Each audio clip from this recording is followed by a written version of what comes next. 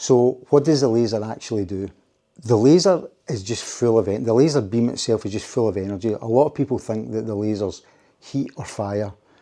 We're not in a James Bond movie. We don't have somebody strapped to a table with a laser going zzz and flames coming off it. That's just movie bullshit. The laser's full of energy and nothing else. We'll put a little video up to show you and prove that fact beyond doubt. And you'll see in the video there's two balloons, just normal balloons. There's a grey one on the outside and a black one in the middle. They're both blown up and the black one's in the middle. They're targeting the black, so they've set it to a 1064 nanometer laser, which is the one we would use for that colour. They put the laser against the grey balloon on the outside and they fire it. And what happens is that black balloon in the middle pops, the grey one on the outside, nothing happens to it. And that's proof that we need to have certain frequencies for certain colours, i.e. that's the right frequency for black and it works. It's not the right frequency for the grey one and it didn't work in that. But more than anything, you don't need to be a rocket scientist to work this out. If that laser was heat or fire, there's no way you could pop the black one in the middle without popping the grey one on the outside first. It's not fire, it's not heat, it's just energy. And that's a huge myth that people out there think that it's going to burn you. Now, that said, you do get a burning sensation when we do this. And the reason for that is when we fire that laser into the ink soaks up the energy and very, very quickly it can't hold that energy and it shatters. And that ink shatters, and when it doesn't move hugely, it's microscopically moving under your skin, but that movement of that ink under your skin causes the pain and the discomfort that you get from that. It also causes the heat and it gives you a burning sensation. It's a bit like bad sunburn. And if you've ever skint your knee or fallen over, skint your elbow, and you put your hand on that part of the body later on that night, it's burning hot. It's just the same process as that. So the heat and the burning sensation is not the laser burning you, it's just a reaction to that ink moving under your skin.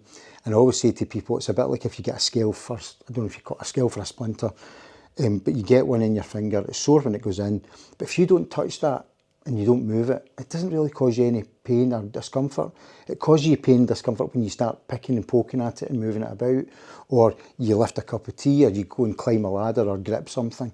When you move that scale for splinter about, it causes a bit of pain when it's moving. When it's not, it doesn't cause you pain. And it's a bit like that with the ink. Before the laser's fired into it, it's not moving, it's not causing any pain. We fire it in and it shatters and moves and it causes a wee bit of discomfort. So that's where the pain and discomfort comes from, and the heat.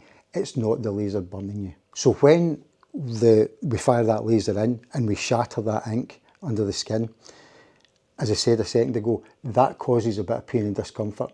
Now what happens is your brain registers that pain and discomfort and it thinks that you're under attack, and it's the body's natural reaction to this kind of thing. If you had a tattoo down here and that's where the laser work was being done, your brain can tell that that's where the pain's coming from. It sends your white blood cells, because they are the protectors of your body, it sends your white blood cells to where that pain's coming from, and when they get there, they see this ink not as a kind of pool of ink, they see it all shattered and broken down. And I always say to people, it's a bit like a glass on a stone floor. If you imagine when you throw a glass down on a stone floor, it breaks. There's big chunky bits, smaller bits again, and then you'll get the tiny little shards.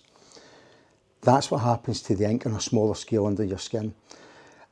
And that movement causes pain. The brain sends the white blood cells down there. And if you imagine your white blood cells, if you imagine them like microscopic sized Pac-Man, Pac-Man, the computer game that works with the mouth and it chases the things across the screen and eats the dots up. Your white blood cells come along like these little Pac-Men and they eat all the tiny, tiny, tiny particles that we've broken down. The big particles, the big chunky bits of glass that we referred to there, they're still too big. They can't get them, but they'll take all the smaller bits and then they flush them through your lymphatic system. So they'll go to the nearest set of lymph nodes that you've got, and then from there, your body's waste will effectively get rid of them, and you're going to pee and poo this away. That's effectively how it's coming out your body. But they'll only take the smaller particles. And when we bring you in for multiple sessions, we bring you in for the next session, it's the equivalent almost when we fire the laser in the second, the third, the fourth time, of picking the biggest, chunkiest bit of glass up and throwing that down again and breaking that down. And the smallest bits that come off of that are the bits that your white blood cells get rid of. And that's a process that we keep repeating until we get rid of the ink.